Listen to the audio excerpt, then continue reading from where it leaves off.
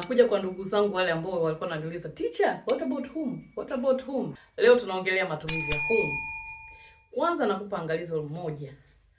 Whom na who hazitofautiani kivile kwa sababu matumizi yake ni yale yale. Na ukiniuliza whom kwa Kiswahili ni nini, nitakwambia ni nani. Kama who tumesema ni nani. Na whom ni vile vile. Alafu namba 2, whom inatumika pia kwa binadamu tu. Huwezi kuitumia kwa vitu.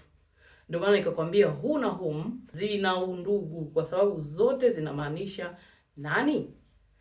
Tofauti yake ni ndogo sana ambayo nitakueleza sasa. But don't worry kwa sababu kwenye modern English, yani English ya siku hizi, English ya kisasa, mara nyingi watu wanapenda kutumia who kwenye nafasi ya whom.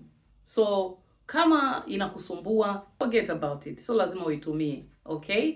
Tofauti kubwa ya who na whom ni kwamba who inatumika zaidi kwenye nafasi ya subject na whom inatumika zaidi kwenye nafasi ya object.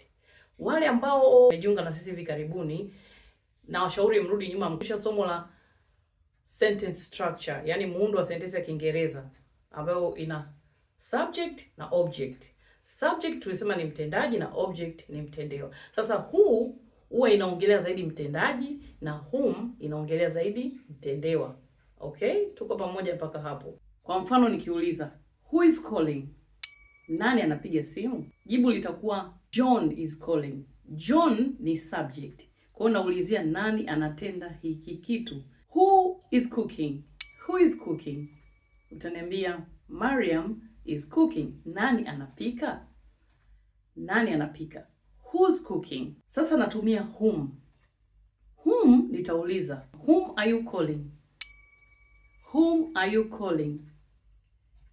Jibu litakuwa I'm calling John. John ni object. I ni subject. Do you see the difference? Unaona tofauti hiyo? Whom are you cooking for? Unampikia nani? The answer will be I'm cooking for Mariam. Who helped you? Who helped you? Nani alikusaidia? Mariam helped me. Mariam ni subject. Whom did you help? Whom did you help? Ulimsaidia nani? I helped Mariam. Who saw you? Who saw you? Nani alikuona? Mariam saw me. Mariam ni subject. Lakini nikiuliza whom did you see? Whom did you see? I saw Mariam. Ulimuona nani? Ulimuona Mariam. Mariam iko kwenye object. But don't worry, kwa sababu kwenye modern English watu hawapendi sana kutumia whom, although haiepukiki sometimes. English ya kisasa, spoken English, hii tuna English ya kuongea, mara nyingi watu wanapenda kutumia who, ndio maana uisikii sana whom, lakini kwenye formal English ipo kama kawaida. Na pia kuna baadhi ya sentence hata ukiongea utajikuta lazima unapaswa kutumia whom, okay? But the good news is unaweza ukatumia who kwenye nafasi ya whom. Kwa mfano, who do you live with? Who do you live with? Hapo nimetumia who kwenye swali langu, lakini ningetaka kutumia whom, ningesema with whom do you live? With whom do you live? Another example is who did you go with? Who did you go with? Ulienda na nani? Lakini nikitumia whom nitasema with whom did you go? With whom did you go? Who is she looking for? Who is she looking for?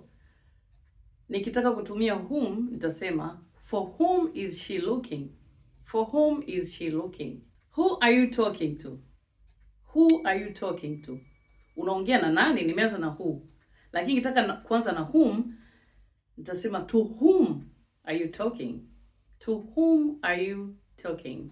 Hapo nafikiri utakuwa umepata picha kidogo ya matumizi ya whom. But don't worry, kama nilivyokuambia, nafasi ya whom unaweza ukatumia who.